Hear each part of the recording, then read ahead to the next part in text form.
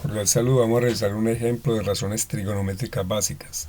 Recuerda que las razones trigonométricas básicas podemos utilizarlas para encontrar la medida de un ángulo faltante, o también teniendo la medida de un ángulo y de un lado podemos encontrar la medida de los otros lados. En este caso vamos a encontrar la medida del ángulo alfa. ¿Y qué datos tengo? Tengo la hipotenusa y tengo el cateto adyacente. Entonces lo primero que vamos a hacer es escribir los datos que tenemos.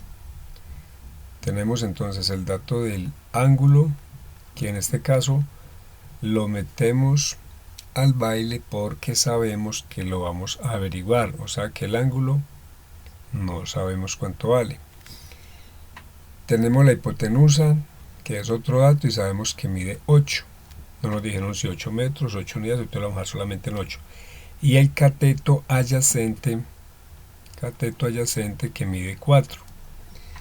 Entonces yo lo primero que voy a hacer es escoger cuál de las tres fórmulas de las razones trigonométricas me sirve. Me explico, yo tengo que verificar si me sirve la fórmula de seno del ángulo, coseno del ángulo o tangente del ángulo. Recordemos que seno del ángulo es cateto opuesto sobre hipotenusa. Coseno del ángulo es cateto adyacente sobre hipotenusa. Y tangente del ángulo es cateto adyacente sobre cateto opuesto. Cateto opuesto sobre cateto adyacente.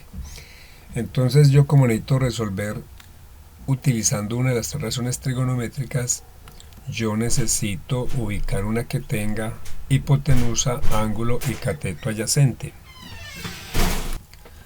¿Cómo me doy cuenta yo cuál de las tres fórmulas me sirve? Entonces sencillo, yo busco una fórmula que tenga ángulo. En este caso me doy cuenta que las tres fórmulas tienen ángulo.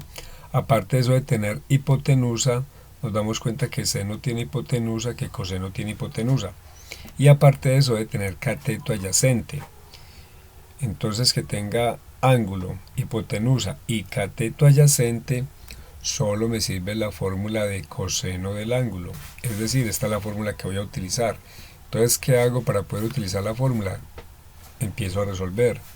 Entonces escribo coseno del ángulo es igual a cateto adyacente sobre hipotenusa y empiezo a reemplazar valores. Coseno del ángulo, que es lo que estoy averiguando, es igual a cateto adyacente. Vimos que cateto adyacente vale 4 unidades sobre hipotenusa, que vale 8 unidades. Conclusión, coseno del ángulo es igual a 4 sobre 8. Si yo simplifico me da 1 sobre 2. Es decir, coseno del ángulo es igual a 0.5. Pero yo necesito averiguar lo que medía el ángulo. Entonces esta respuesta que me dio acá es la proporción entre esos dos lados y solamente hay un ángulo que me da esa proporción de 0.5 para coseno. Recordemos que coseno es un valor en X. Entonces, ¿qué hago yo?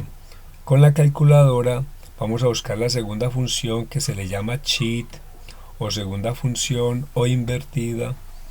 Se escribe coseno porque estamos averiguando coseno y se escribe el valor de 0.5.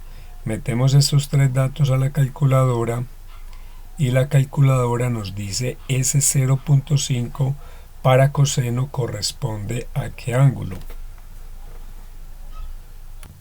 Entonces la segunda función de coseno, o sea coseno a la menos 1 para 0.5, la calculadora me dice que eso corresponde a un ángulo de 60 grados. Conclusión, ya encontramos el ángulo que estábamos buscando y concluimos que ese ángulo que estábamos buscando vale 60 grados.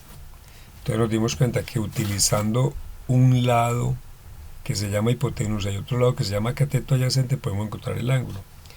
Si nos hubieran regalado el cateto opuesto al ángulo que buscamos, también con ese dato más la hipotenusa o con ese dato del cateto opuesto más el cateto adyacente podíamos encontrar también el ángulo.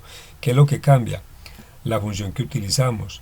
Si utilizamos la función seno, la función coseno o la función tangente. ¿De qué depende eso? De los datos que nos entregan.